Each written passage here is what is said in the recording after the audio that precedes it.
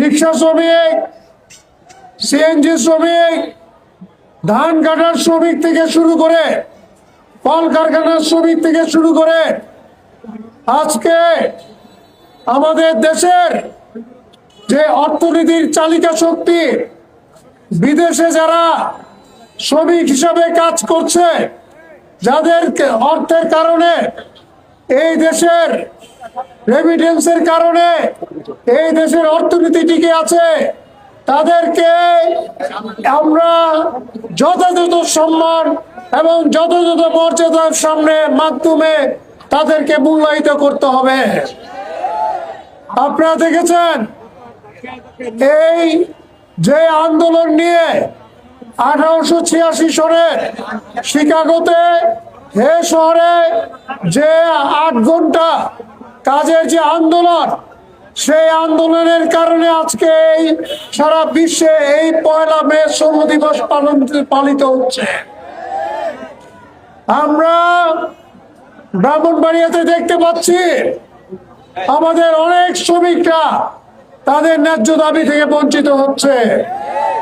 আজকে এই যে রিক্সা শ্রমিক, সিএনজি শ্রমিক, তারা সারাদিন কষ্ট করে গাড়ি চালায়, কিন্তু তাদের একটা বড় অংশ এই যাদের নামে লাইসেন্স তাদেরকে দিয়ে দিতে হচ্ছে।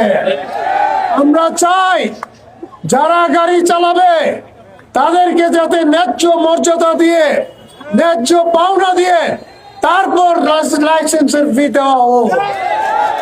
আমরা ইতিমধ্যে প্রশাসনের সাথে আলোচনা শুরু করেছি যাতে আমাদের এই সিএনজি শ্রমিক, আমাদের রিক্সা শ্রমিক ভাইরা যারা হ্যান্ডেল তাদের কাছে হ্যান্ডেল, তারা যাতে তাদের ন্যায্য মূল্য পায়।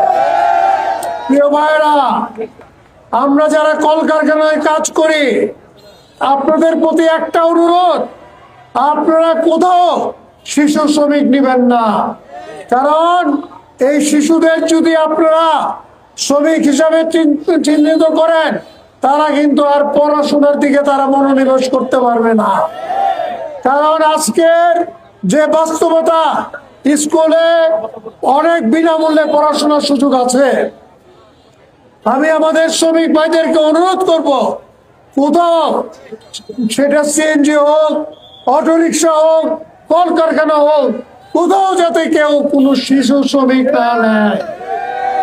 আজকের যারা উপস্থিত হয়েছেন সবাইকে অভিনন্দন জানিয়ে আগামী দিনে আপনাদের পাশে থাকবো। আমাদের জেলা বিএনপি আপনাদের যে কোনো আন্দোলন সংগ্রামে, আপনাদের শ্রমিক ভাইদের ন্যায্য অধিকারে আমরা আপনাদের পাশে থাকবো।